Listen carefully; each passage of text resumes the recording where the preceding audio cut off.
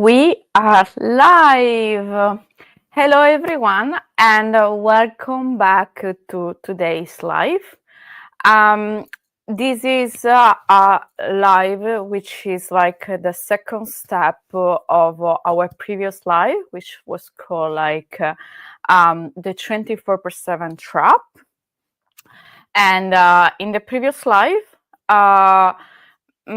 we have talked about the red flags, and you have realized that in any case, founder dependency isn't a personal failing, but it's more like a system failing.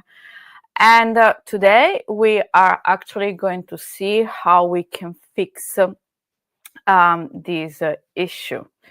I'm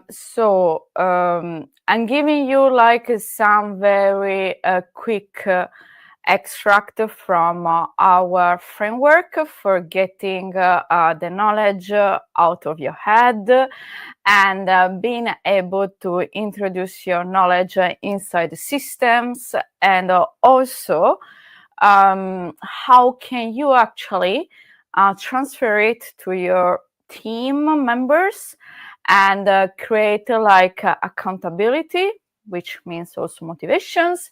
And you can start thinking about delegating decision making, because founding dependency is something that definitely is makes your business unsellable. And one of the steps that you need to do is definitely reduce first and then delete completely all the founder dependency in order to sell your business or step back or like also scaling. Let me put on our slides. Okay, so we are going to see today the process is going to be like documentation first, and the delegation comes after as a second step.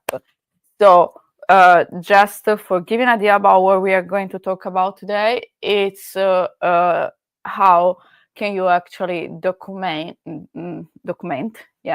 create a documentation in a way that actually support your purpose, it fits your purpose. Let me see, because I remember that I put some slides, from the previous episode. So in the previous episode, we said that, like being available 24/7 is not sustainable. It's not sustainable for your person, for your health, for your family, etc. But it's not even sustainable for your business, because somehow that is not a business, but it's a trap. And if you are in this situation, which is more like based on my conversation, that every founder, at least at the beginning, always face the founder dependency condition. Just feel safe. You're not alone. We all had been there. You're not stupid. It's just like a problem with your systems. And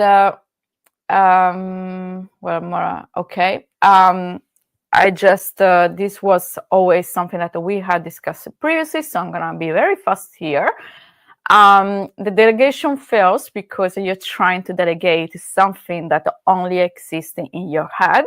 So how can we actually broke this pattern? Is simply the first step is bringing out this knowledge from your head and documented it in some template, documents, processes, SOP, and so on.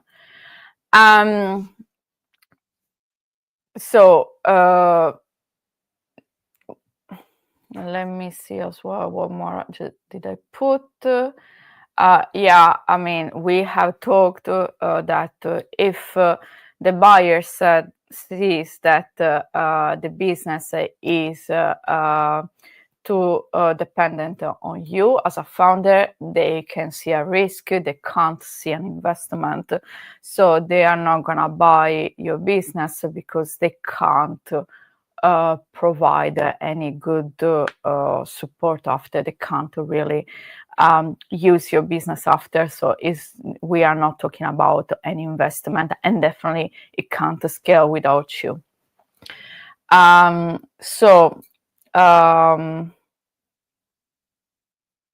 This is the agenda for today. I just want to see in my note if I have something more to say here. No, the buyer see during operational diligence that is fine dependency, so that you are the brain in the business and they can't buy it. Okay, perfect. Yeah, just talk about the agendas today. That's exactly what I have in my notes. So last time in the 24/7 trap episode event, we talked about the why. So why actually you ended up in the founder dependency. Today, instead, we are going to talk about how you can break the pattern.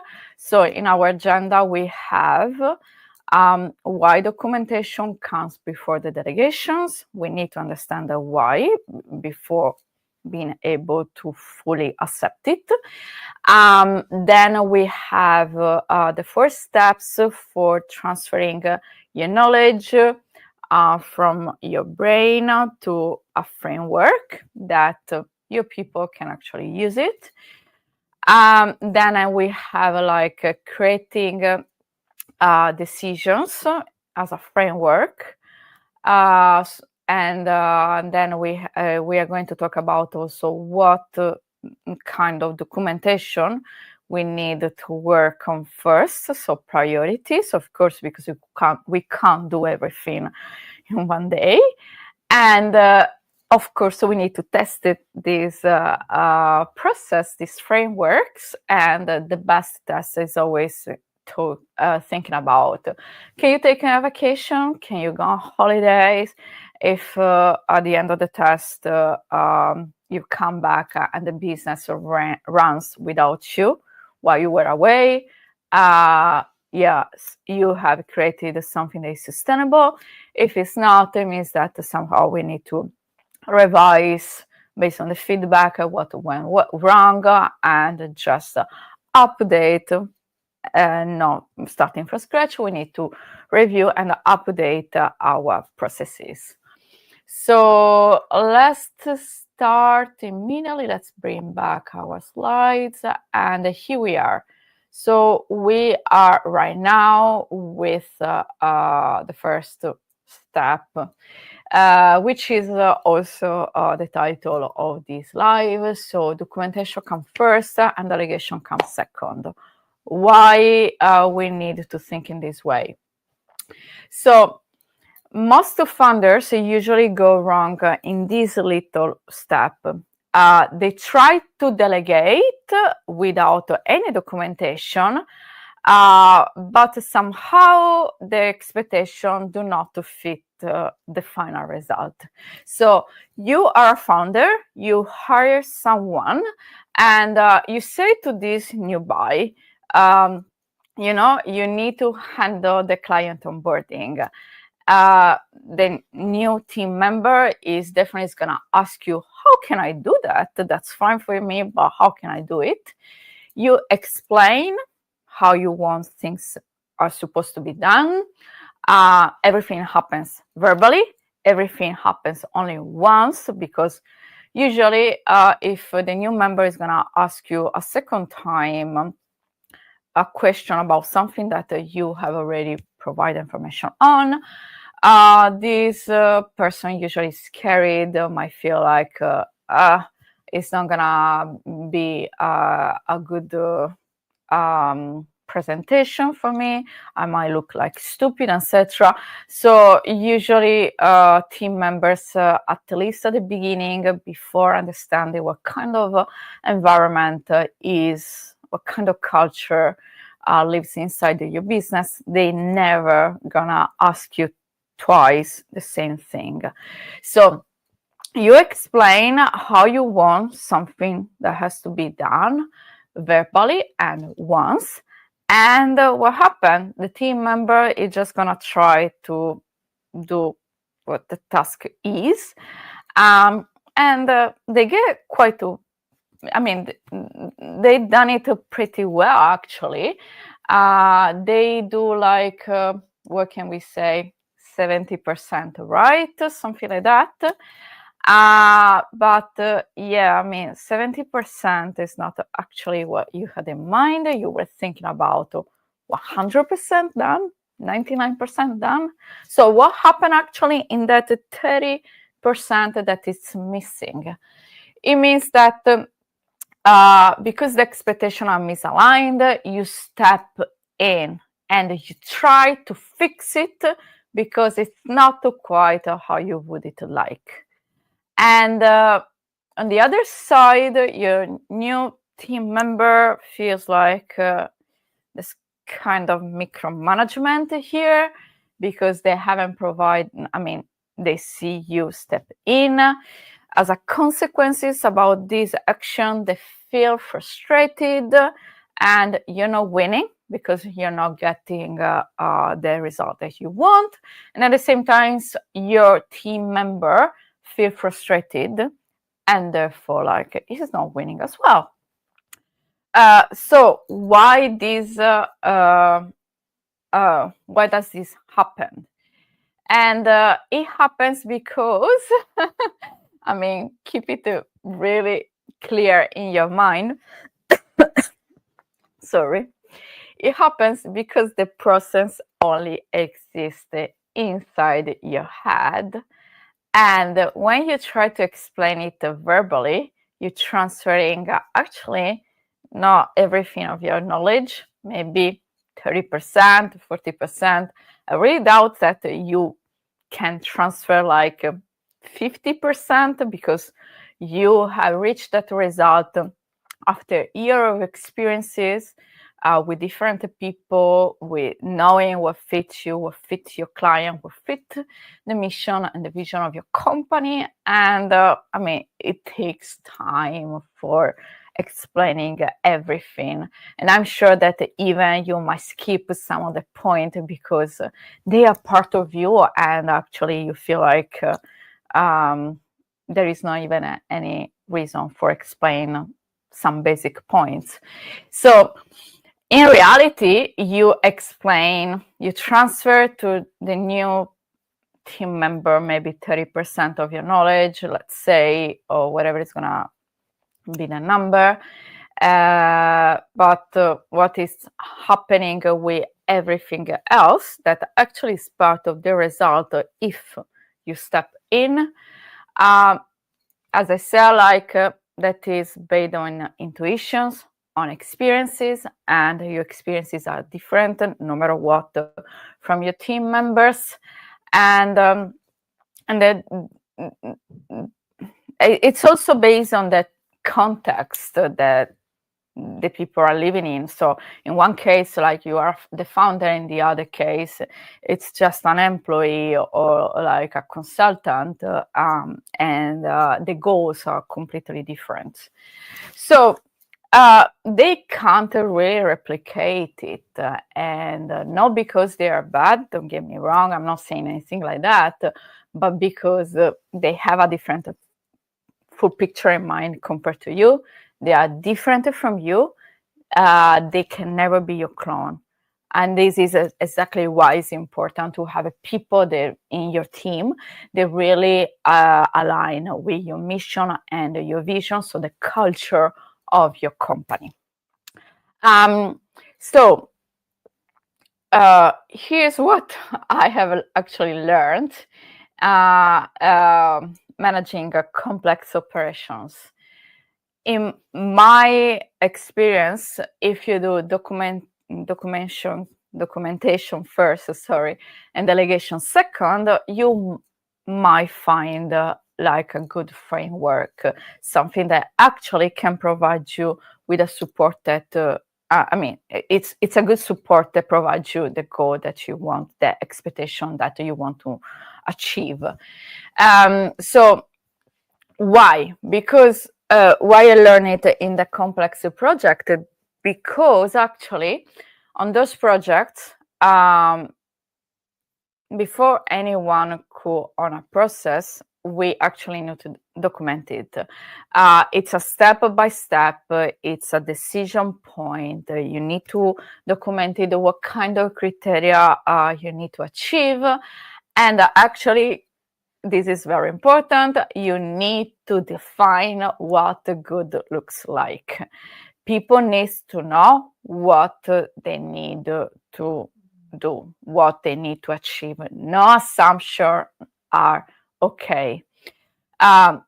Why? Because actually you might have like a person that might be sick, might quit the company, might be in burnout, and somehow someone else needs to step in, pick up the documentation that had been left, and moving forward in the project process. So you can't have any single point of failure. You can't have everything depending only on one person, because these situations happens. It's no one's fault. It's just like life. And you just need to get ready for when it's happening. So some principles for your businesses are like, if we're talking about documentation process first, I think, yeah, I have it here, so you can follow also the slide. Documenting the process first, in which way? So you need to document it, what are the steps for achieving that goal. What are the decision points as well, like what are the quality standards that you need to achieve, what does success look like, and also what are the common problems and the common solutions, because it's more like that problems had already happening in the past, and using the lessons learned principles, it's just going to help us in preventing crisis in the new projects. So you need to document it also problems and solutions or mitigations for that problem.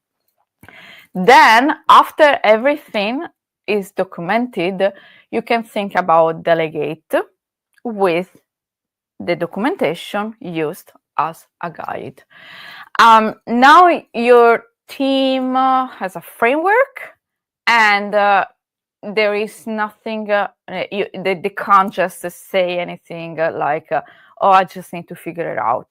It's there, it's black and white, it's we are using the same words for everyone, so everyone are aligned, we all are talking about the same things, and there is no miscommunications, there is no trying to catching up with people that other person is not available, nothing like that.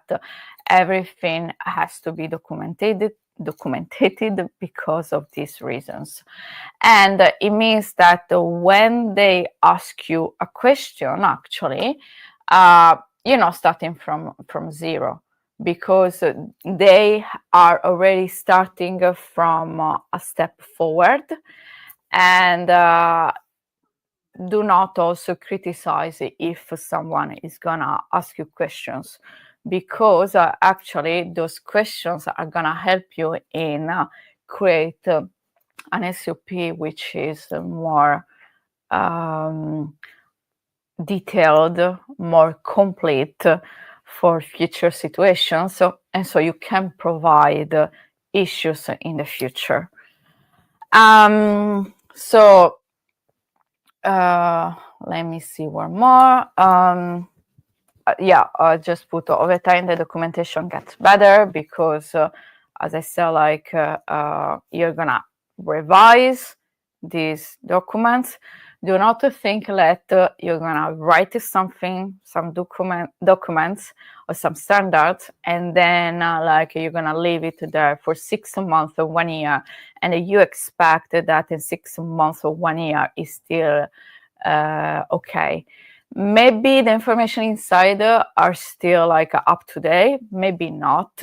So just put a little reference mentioning in the documents this document is updated by the date, blah, blah, blah, blah. So in this way, it starts to bring us the framework that actually is going to help us in delegating as a second steps. And this allows us to go into the second point, which is the 4 steps knowledge transferable framework. So how can we actually transfer your knowledge, which stays inside your brain, which stays inside your mind, to someone else? We are going to use 4 steps for doing that. So keep in mind, as I'm mentioning earlier, that you can't do everything at once. So what you do to document it first, you need to follow these steps, which we are going to see right now. The step number 1 is just identify your critical processes. So not every process needs documentation, and it means that you can just take it out from your list of things to do.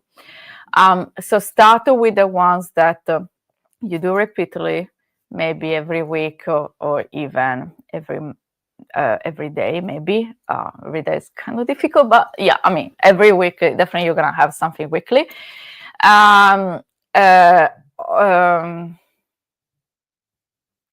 Another point is that you are the only one that knows how those things are supposed to be done. That definitely just start listing out the ones which directly impact the client delivery or the revenue, and or the ones that you already know are going to create a bottleneck when you are unavailable. Please, guys, if you have any synonyms for bottlenecks in English, let me know, because I would just like to use also stuck, but I don't know if it gets the same result. That I always see using I always see reading like bottlenecks everywhere, but I want to, it's because it's a really important concept that I want to use more synonyms. So if you have those vocabularies, please let me know here in the comments, please. And yeah, I mean, let's see, close these brackets. Let's move forward with our step 1, which is identifying your critical processes. So examples of what might be included in this step 1 might be like how to handle a client onboarding, how to deal with project scoping or the pricing as well. Quality review, it's really important. How to handle like a client escalation, because this needs to be solved right now. Also like how to do like decision making. So what are the keys for decision making in a way that someone else can step in if you are unavailable as a founder. So in this case, make a list of all these critical processes and start picking the top 3 that create the biggest stack of bottlenecks in in your processes, in your ability to keep on going. These 3 points, these 3 points are your starting points, are the one where you just need to start documenting. And which bring us to the step number 2, which I have just put brain dump, then create a structure, and then refine. What do I mean? For each of these 3 critical processes, you need to do this. First of all, just do a 30 minutes of a brain dump, which means to just write down everything you do. A stream of consciousness, in this case, do not organize yet. Just write down everything that come up in your mind. Write exactly how you onboard a client, for instance. Not what you think you do, but what you actually are going to do. What are your action, and not what are you thinking. Every shortcut that you take, every question you might ask the client, the things that you notice seem so obvious to you, but aren't obvious for anyone else. So it's just like, as I said, a stream of consciousness. And this is really your treasure, to be honest.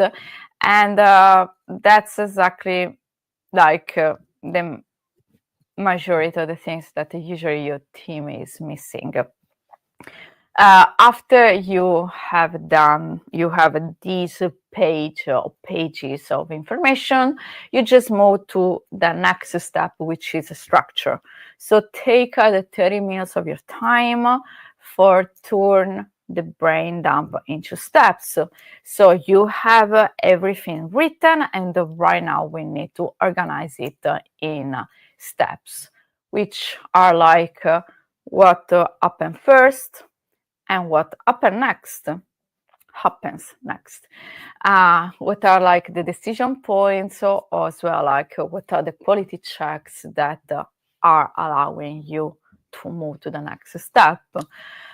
So just to find a structure which are helping the new person who doesn't know you, who doesn't know anything about the client, the project, etc., to actually moving forward, like it's gonna be like a playbook. And as a last step, just refine as you use it. So it's okay. The perfect version is not gonna be perfect. That's perfectly fine. So use your team, use the questions that they may ask you to just revise everything that you have write down, and make the best version, number 2, of your document. Over time it gets better. There is no time. As I say, like it's an ongoing process.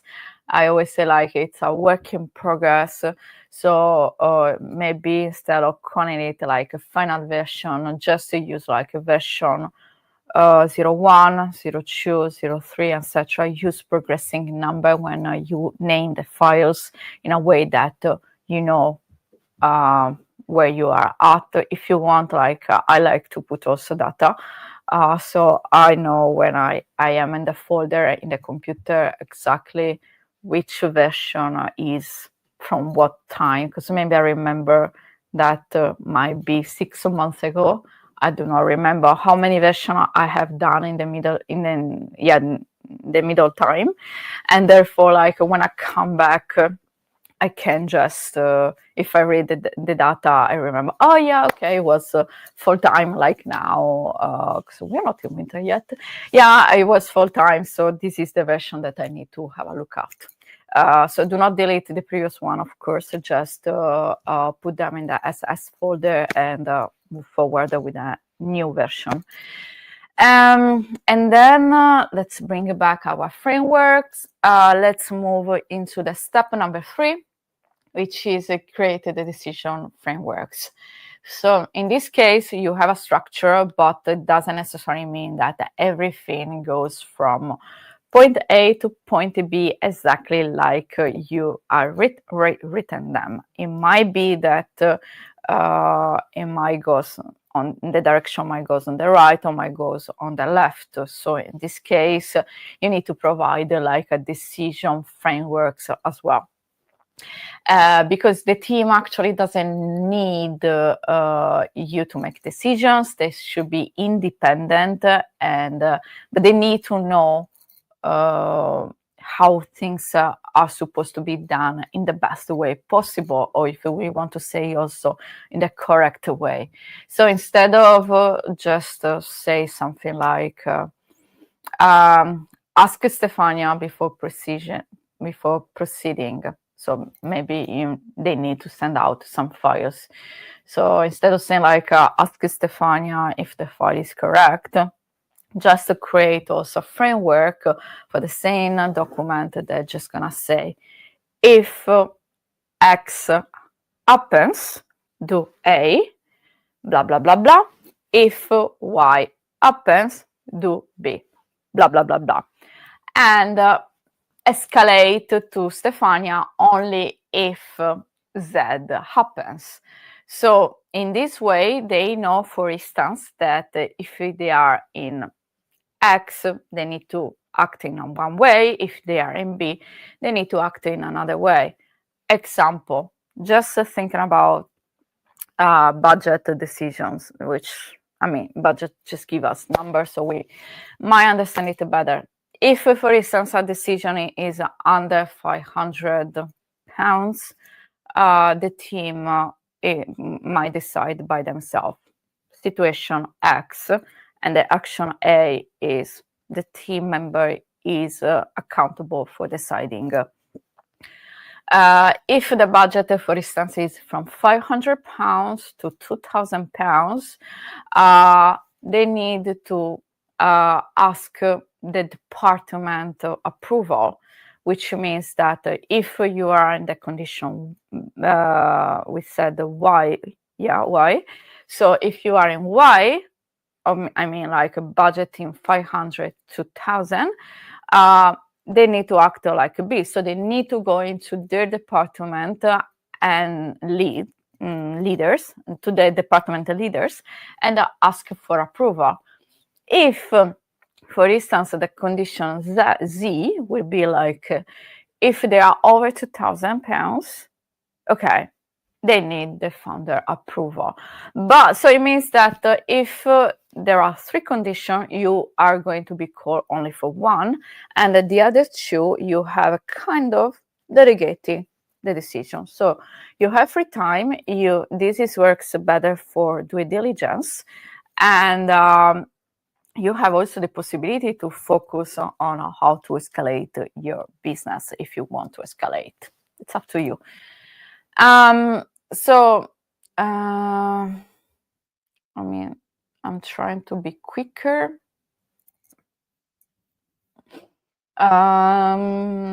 Let's move to the step number 4, because we are already at half an hour. In this case, the step number 4 is simply test and iterate. So just like repeat. As I said, like, do not think that if you have it written down once, everything is okay. You need to keep writing over and over again, adapting to the new questions, conditions, etc. You just need always to make the better version of it. So how do you know that actually it's working, this framework?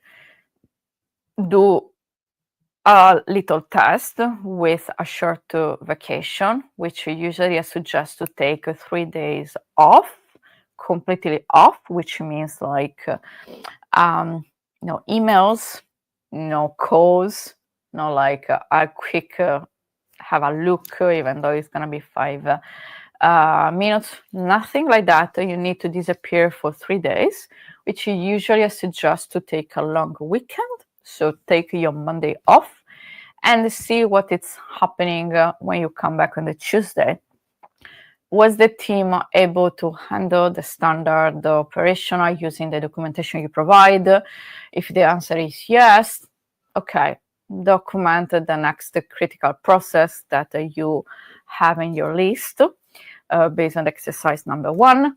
If not, refine the documents based on what they're struggling with.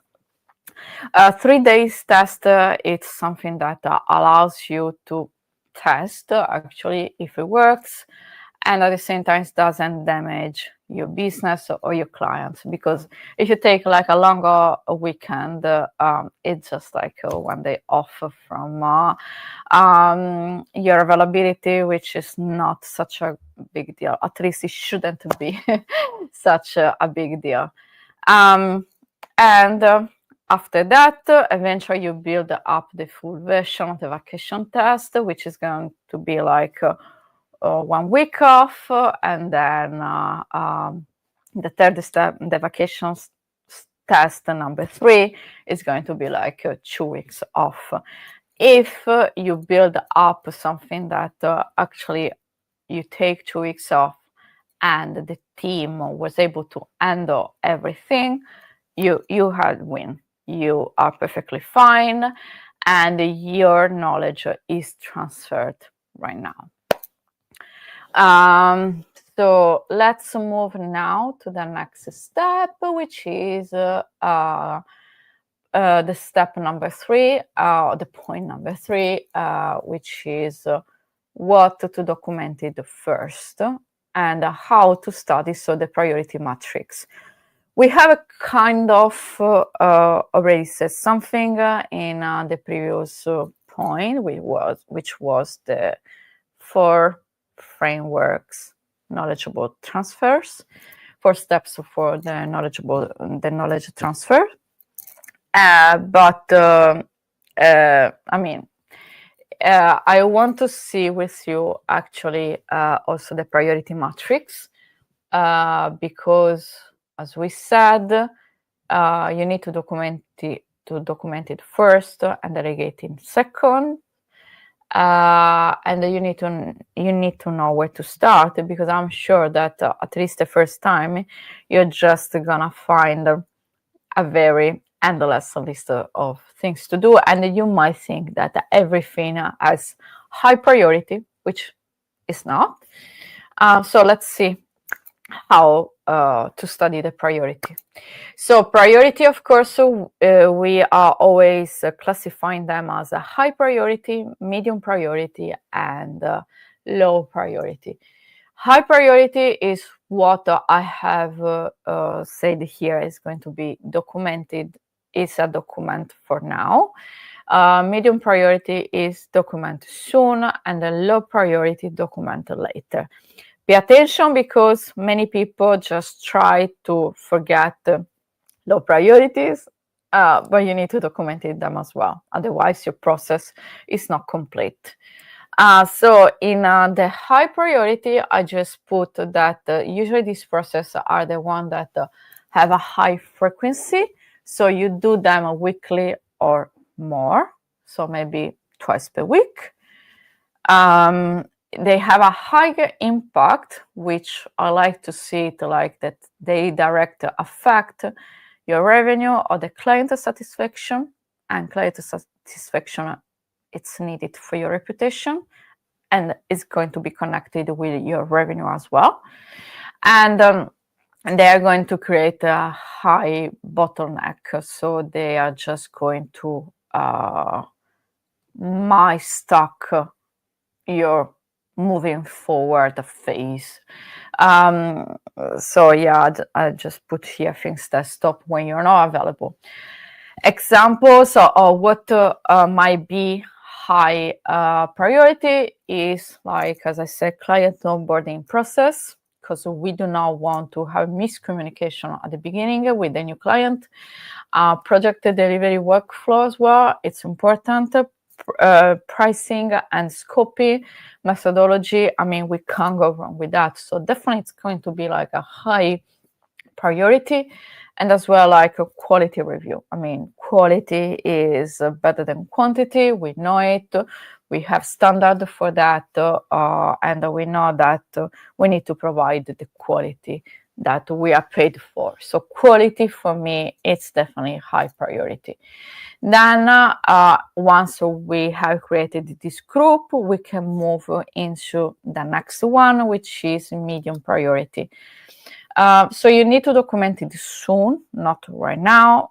Whatever is going to be medium frequency. So maybe you need to deal with that monthly, which has a medium impact. So it's important, but not too critical. And yeah, they might stack your team. So the team might wait, but it's not blocking completely. It's not stuck everything that they can move forward.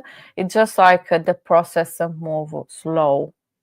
So things slow down, but somehow they're still ongoing. Examples is, for instance, like a vendor management, a marketing approval processes as well,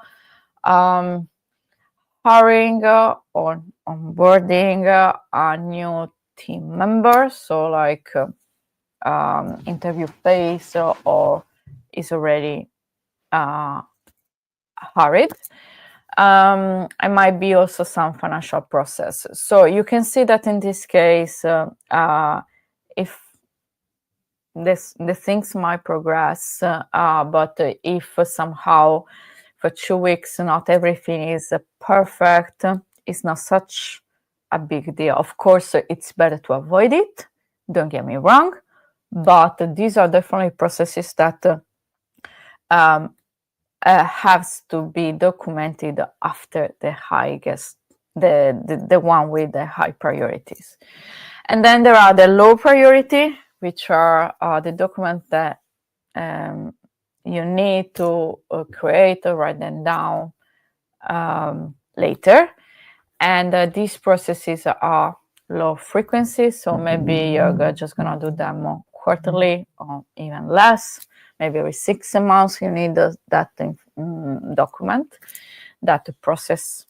They have a low impact, so it's nice to have, but somehow, maybe it's a good manner, and somehow, I mean, it's one of those unwritten rules, which if it's documented, it's better, but somehow people need to know how to behave in those situations, or like somehow as well, like a low bottleneck. So it means that rarely the team needs it. As an example for this, I have put down in my list annual planning processes, like one-off strategic decisions, or as well like rare edge cases.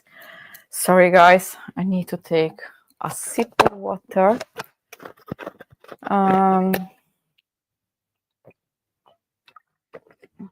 Okay.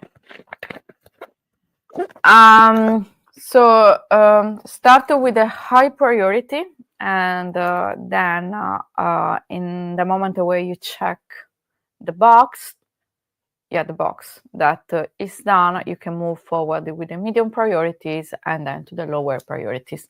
Pick one process for each category, document it this week. Use the 4 steps framework that we saw earlier. Just pick just one process, and next week pick another one. Do not get overwhelmed doing this. And if you think in this way, like in 3 months, you already have 12 critical processes already documented, and 12 things already do not depend on you anymore, and from your brain, from your availability. And this is what I actually call the compound effect. So, the compound effect is every time you just do a little step, and maybe you might not see a great advantage today, a great benefit, but in the long term, repeating that action, it's just going to bring like a treasure in your hands. So just remember as well that every process that you document just frees up your time. So your calendar is going to be free for yourself, for taking care of yourself, or also thinking about how to scale your company, how to, if you want to start, maybe if you're thinking to expand into new markets as well. It's everything. I mean, it's up to you. The decision are so many. I reduce the team dependency on you as well, and make the team accountable, which means that they're going to get more motivated. Improve definitely the business value, so buyer actually see systems and not founder dependency, and this is what premium buyers want to pay for. And yeah, as I said, like make the business more scalable as well. Now let's move to the next point, which is decision framework against the approval process. This is something, let me say, it's really, really, really crucial because most of founder dependencies runs because of approval processes. I'm sure that you are familiar with, can I send this to the clients, these documents, these email, whatever, this like proposal to the client, and the answer is ask the founder first. Or as well, like should we discount with proposal, and the team member is not accountable for that, so it's just ask the founder first. How can I handle this request? I don't know if I have the power, like if I'm accountable for taking this type of decision. So again, the only solution here is ask the founder. And this created two problems. One is the bottleneck, so everything waits for you, so slow down, get stuck. And the team as well can't move fast, and as well, I repeat it once more, they are losing motivation. So in the long term, especially if you are services which needs to work with talented people, and usually you are as a service, these people wants to be accountable. As if they are senior, they want to be accountable. So if you do not to create a situation for making these people accountable, you're just going to lose them, and then you just need to restart from scratch, training a new person, and instead of moving forward, you are always starting from scratch.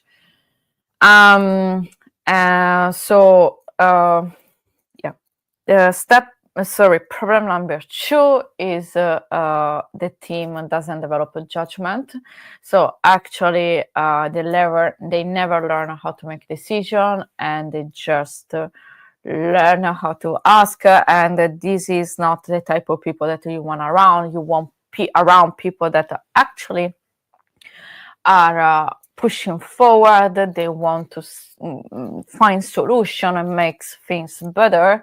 And if someone is just used to ask and is not developing any problem solution skills, any critical management, they are not going to help you in being the best in the industry.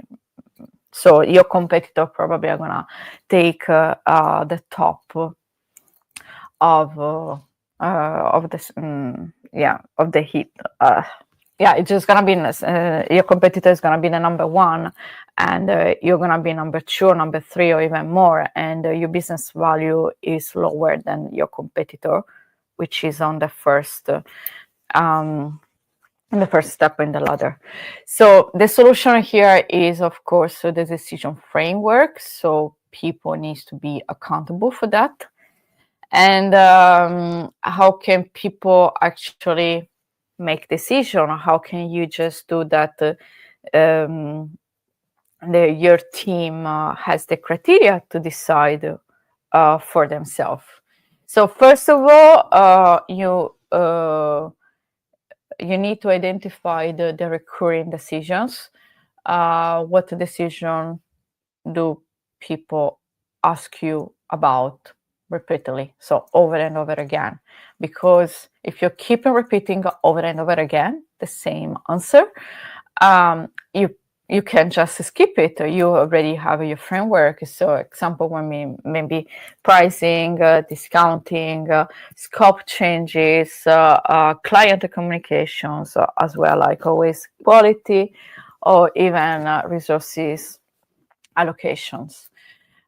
So just try to get rid from the noise in your head. Step number 2 is going to be extract your decision criteria. So when you know that you have received 10 times a request, like for a type of discount, and you know that you are just decided that the type of discount based on the criteria number A, B, and C, that is your framework. So those criteria are what actually is, you just need to write down, and you just need to make your people accountable for that.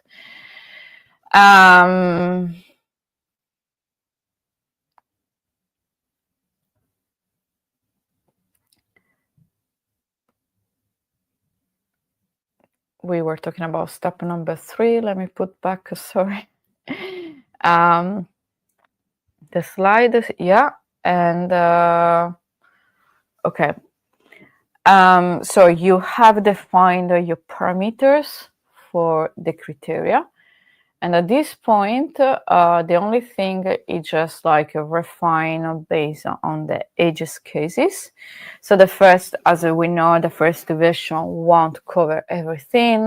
That's fine. When something in the future is going to come up, just simply add it to the framework. And over the time, everything is going to get more and more complete and more comprehensive. And the people will need you less and less.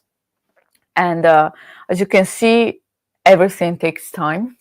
It's not something that is going to happen overnight. And this is exactly why to get ready for selling, it might take you 2, 3, 5, even 7 or 8 years. And due diligence can't wait for you. So every time you have one of these points in your system which are missing, actually the buyer is gonna step back. So they're not gonna do any offer, or they're gonna ask you for a massive discount. And if you do not have those things ready, and it's going to require you maybe 2 years of producing them, there is a negotiation that in some case might be done, but you're not going to be able to cover like 30 or 40% of the discount that the potential buyer is asking. So you can decide, for instance, to not use our services in an international exit strategy, and because you want to save money, and just thinking about that when the time of exiting is going to come, and that's perfectly fine. It's up to you, but just remember that if you do not want to use your money now for saving them, it just simply means that you're going to lose them later on when the due diligence process is going to happen. Because the buyers are always looking for any excuse for asking for a discount. And every little trick that doesn't work, it's an extra request for an extra discount. So moving forward, let's go quickly to the step number 5, the point number 5, which is the vacation test. I have very quickly talk about that before, so I'm going to be very quick. Just do this vacation test. In the phase number 1, I just took a long weekend, completely off. As I said, like no emails, no calls, no. I'm gonna check in quickly, nothing, and see how it works. Once you're gonna survive in the 3 days off, just move into 1 week off, and then once you're gonna survive into the 1 week test, you can just move into the last one, which is going to be 2 weeks. And then if you want, you can add more, like 1 month, 3 months as well. But I would say that 2 weeks is your minimum. In these 2 weeks, you need to be sure that without any contact, in your business, the client delivery continues to keep on going. The team is able to make decisions. The revenue keeps flowing, and there are no major crises. If you are able to survive these points, congratulations, you have built a founder-independent operations. And this is great. This is what we are looking for you. So in this case, like you can actually take vacation, or you can scale without hitting any ceiling. And if you want, you can actually exit at your own terms. So you decide when you want to exit. For buyers, if you're able to build this type of system, for buyers, it simply means that it's a system-dependent business, not a founder anymore. There are transferable operations with a documentation that already exists. The risk is being reduced a lot. So there are no single points of failure, and they can offer for a premium valuation because this is changing between the American market and the UK market based on what I can see around. Like usually for a premium valuation, the US market goes between 8%, 10%, and usually the UK market goes for between 2 and 5%.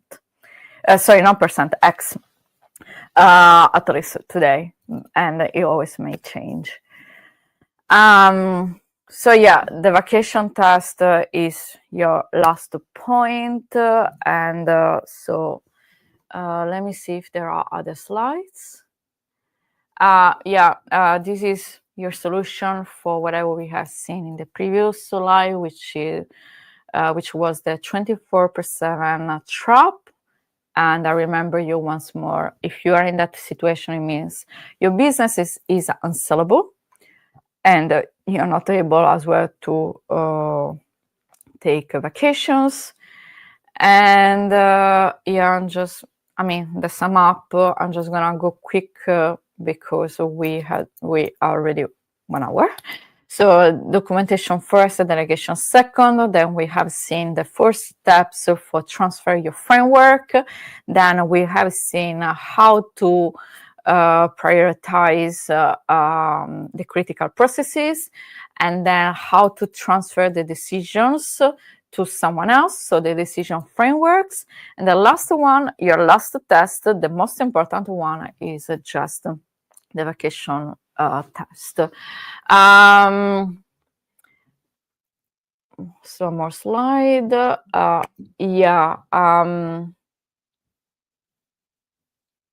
So in this case, just remember that your expertise do not need to live in your head forever, and you you can just transfer them into system. I know that many people think like, oh, I can't, everything is on me, I have created this, and it's true, it's just going to take time, but it's possible to transfer 100% of data into systems that works, that are sellable, and that it's exactly what the buyers are looking for. In this way, your team can also learn from you, so you can have access to the best people on the market, because talent people always want to improve themselves, and at the same time, it means so that your business can run without you. And not because what I wrote here, not because your expertise is invaluable.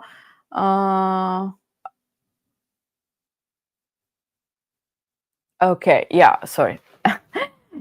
Your expertise, of course, has a value, but because right now you have put all that expertise into a system, as I said, like, you're free to choose if you want to scale or if you want to sell.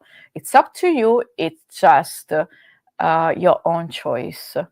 And yeah, I mean, we are at the end. Thank you so much for being here with me today. I remind you that your day-to-day involvement in your business is costing you usually 40% of what buyers would like to pay. If you want support in reducing this day-to-day investment, just contact us as www.internationalexitstrategy.com.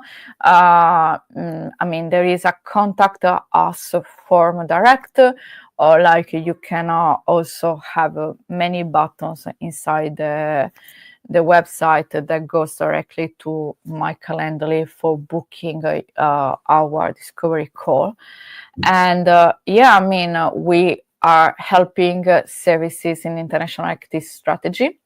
We are helping service business owners eliminating founder dependency through systematic operations.